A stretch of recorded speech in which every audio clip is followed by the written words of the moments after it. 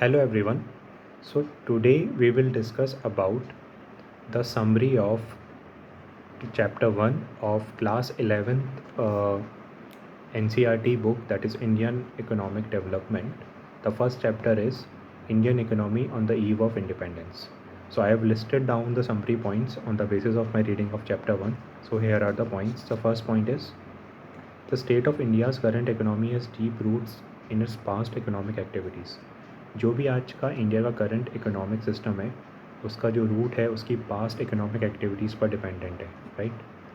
So this we will discuss more in clarity. The second point is at the time of India's independence. So this chapter deals about the situation of Indian economic activity before independence, like before 1947. At that time, there was low level of economic development under colonial rule because Indian economy was mainly agrarian. It was mainly dependent on agriculture, and there was a little bit of manufacturing activity such as manufacturing of handicrafts, etc. And at that time, India was only a supplier of raw materials and consumer of finished industrial products from Britain. India क्या करता था, अपने raw materials जो था वो supply करता था Britain को और कंज्यूम क्या करता था, finished goods. So in that way India was getting exploited by the colonial power. Third thing, I have already discussed agrarian economy during British colonial rule, and that's why there was also a stagnation in agricultural sector because इतनी सारी advance machineries develop नहीं हुई थी, high yielding variety seeds नहीं आई थी, there was no machinery in agriculture. It was the Indian agricultural was in the traditional form, and at that time land settlement system was there, mainly zamindari system was there. In that जो cultivators होते थे वो cultivate करते थे crops, and zamindaris used to take rent from those cultivators. So ultimately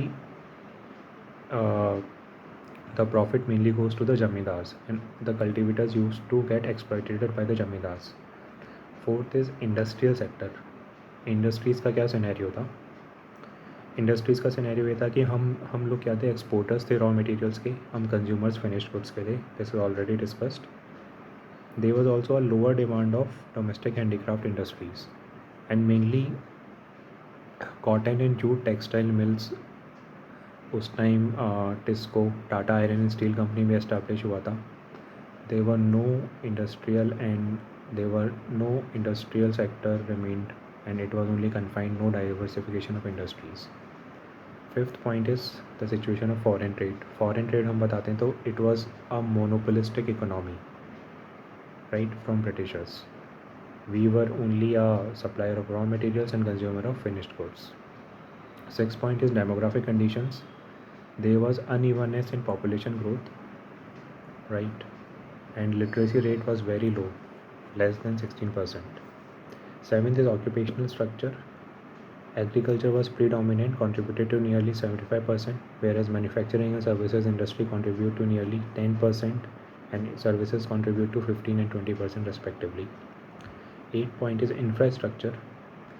There were basic infrastructure developed like railways, post, water transport, telegraph, but that was only in the interest of colonial power. The Britishers were focused on maximizing the exploitation on India, and also for information, railways was introduced in 1850. So this chapter 1 majorly focuses on the economic conditions pre-independence era, so that we get to know how the economy has evolved pre-independence between 1947 and 1991. After 1991, LPG reforms were there, liberalization, privatization, globalization. So this we will study in the later chapter. Thank you.